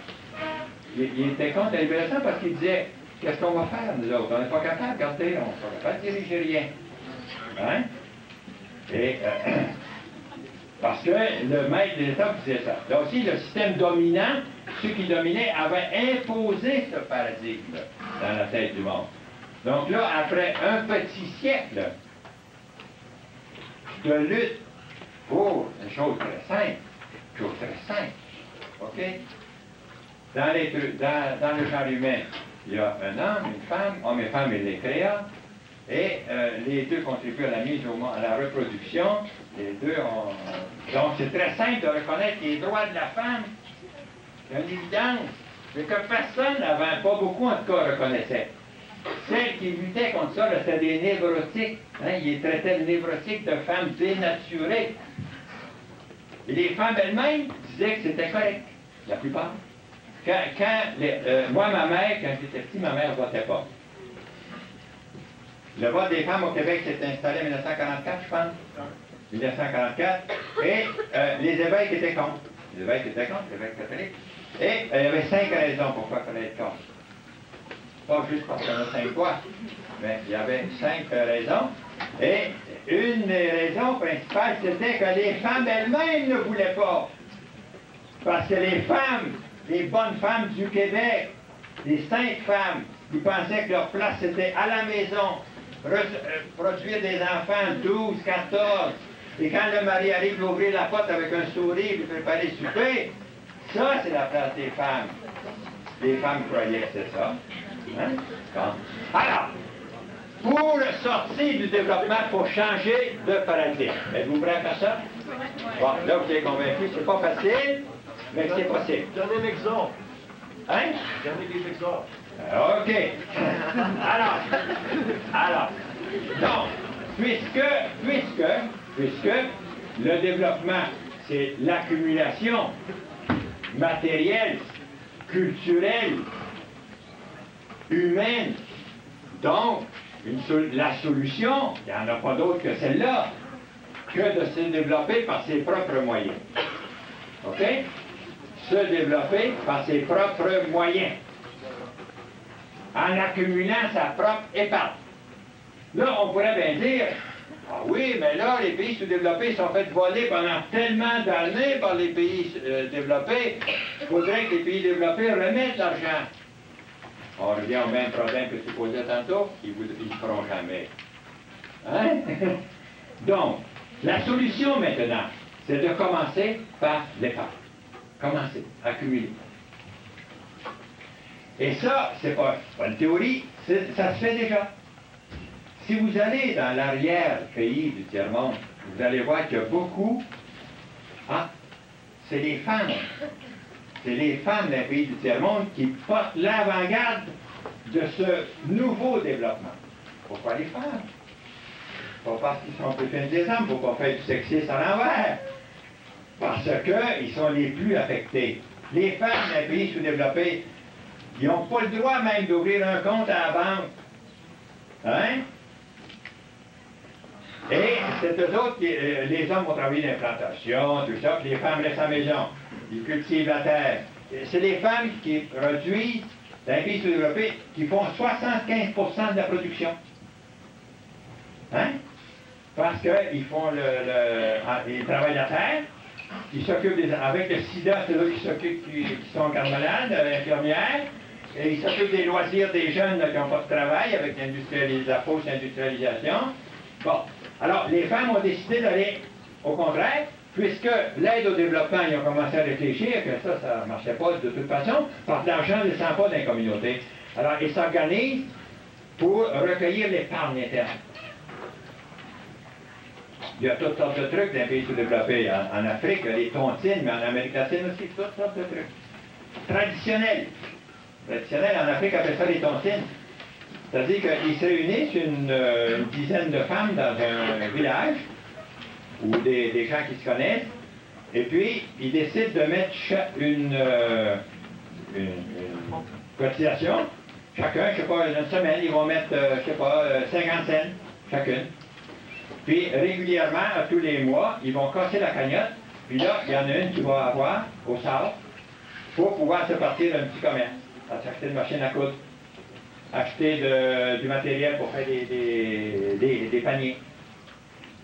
Hein? Donc, les femmes ont déjà commencé à s'organiser, et il y a beaucoup d'endroits. Les coopératives, ça commence à se développer, les coopératives dans le tiers-monde. Au début, Desjardins avait commencé, ça fait 30 ans, je pense. Puis, ça a fait des banqueroutes, oui. Oui, là. Hein? Ah, que Desjardins est bon dans le tiers-monde? Avait été dans le tiers-monde, oui. Mais au début, ça avait été un échec, parce que il amenait beaucoup d'argent des pays développés. L'évêque, par exemple, du lieu, là, elle venait au Québec, puis là, il ramassait 10 000 $, puis il mettait ça dans la coopérative. On appelle ça l'argent froid. Alors, l'argent froid, on n'a pas besoin de la remettre. Ça, c'est bien connu. Mais l'argent chaud qu'on a gagné à la sueur de notre front, ça, pour le kilomètre. Il n'y a personne qui manque à ça.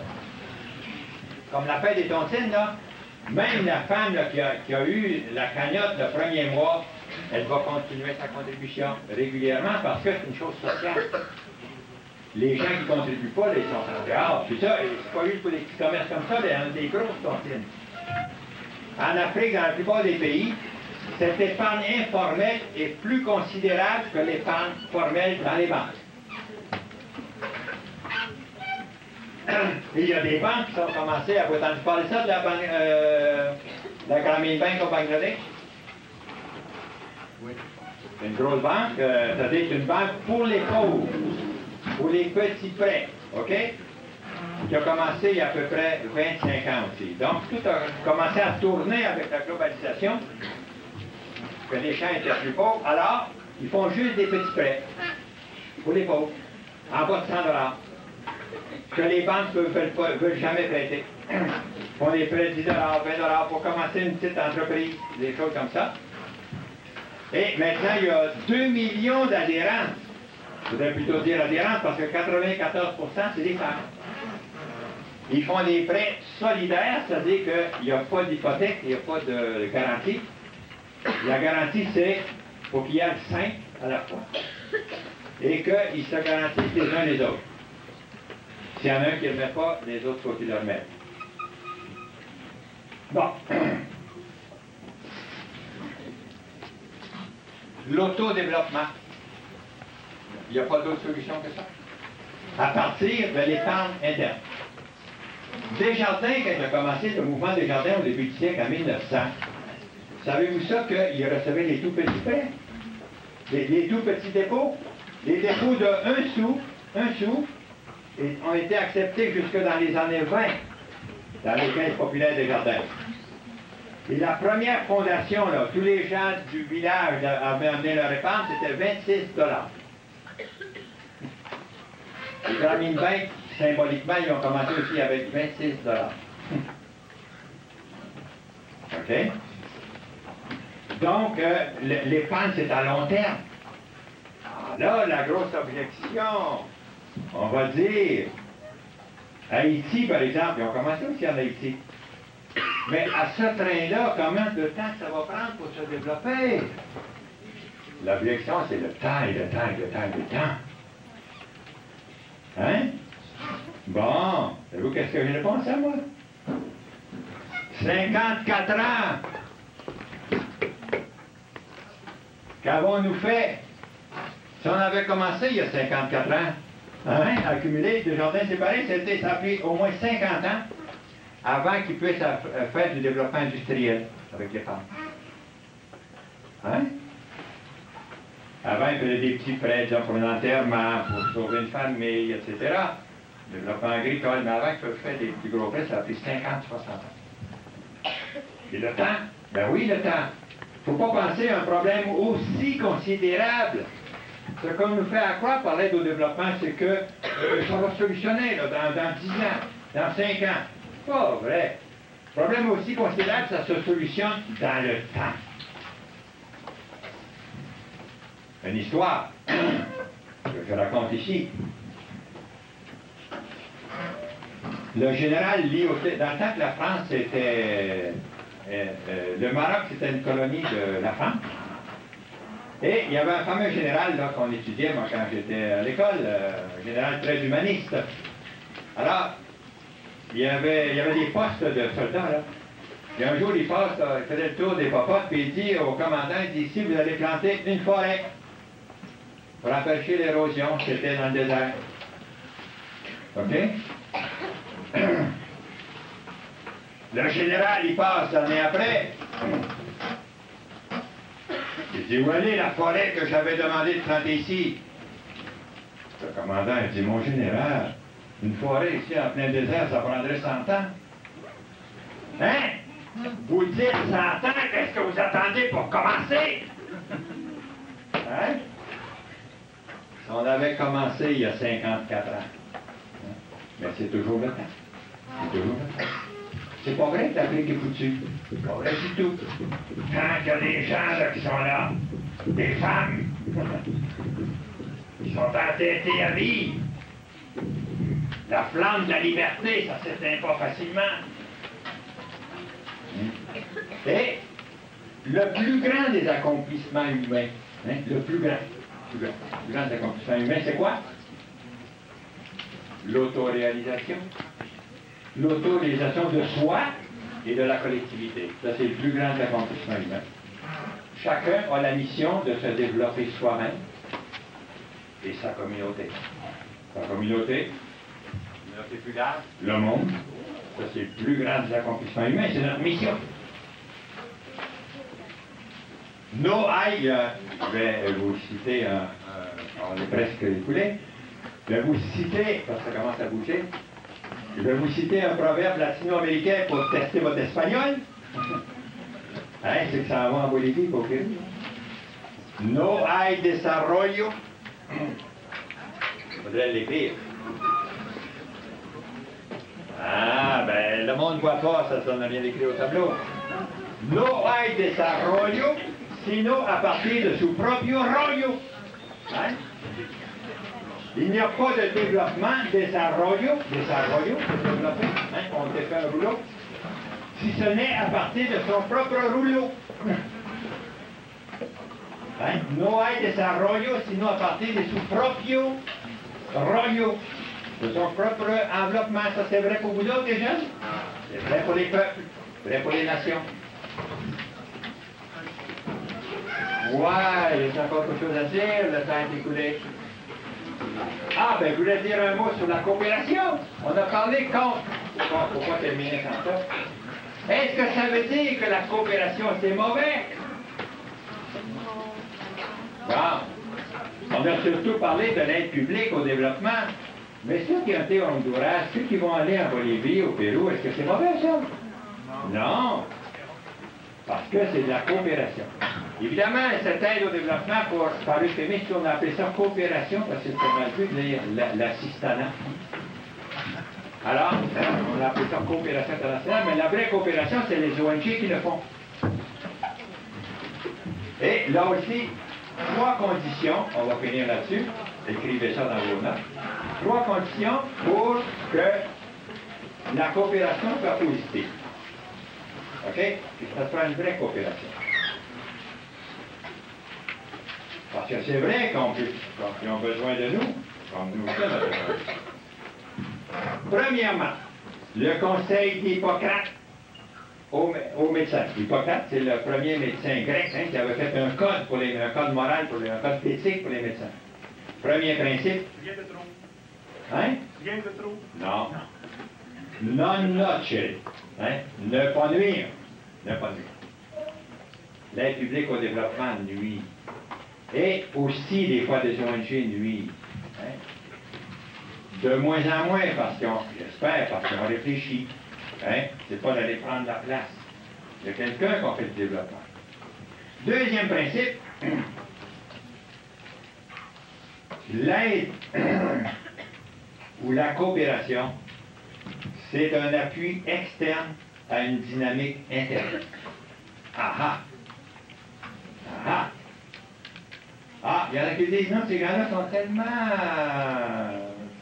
tellement paresseux qu'il n'y a pas moyen, ils n'ont pas d'initiative. C'est pas vrai. C'est vrai qu'il y a de l'aliénation. Hein? Comme dit l'autre, quand on a été écrasé pendant tant de siècles, on est dans une position idéale pour recevoir des coups de pied. Hein? Mais, c'est pas vrai, il y a toujours une flamme qui brille. Et dans une communauté, vous allez voir. Alors, partir, c'est le troisième principe.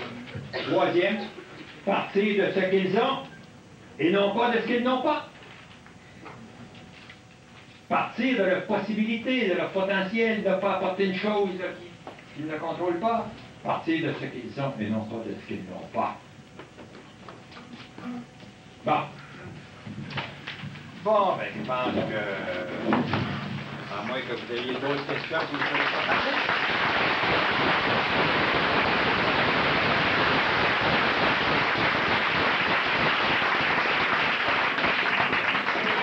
Une petite annonce avant que vous partiez. D'abord, merci beaucoup, M. Gélina. Comme je l'ai dit au début, pour ceux qui s'intéressent, de jaser un petit peu avec lui, je pense être disponible encore quelques minutes. Et j'aimerais souligner pour les professeurs en particulier, donc comme ça a été annoncé au début, aujourd'hui ça devait être un débat avec un monsieur de l'Agence canadienne de développement international, l'ACDI, devait être présent et son agenda ne lui a pas permis, il a dû se désister compte tenu de ses occupations et responsabilités. S'appelle Marc Fredette, nous a dit qu'il reviendrait au collège à un autre moment. Fait que j'informerai les professeurs et vous-même, ça va avoir une occasion. Fait qu'à tous, bonne journée, et encore une fois, merci beaucoup.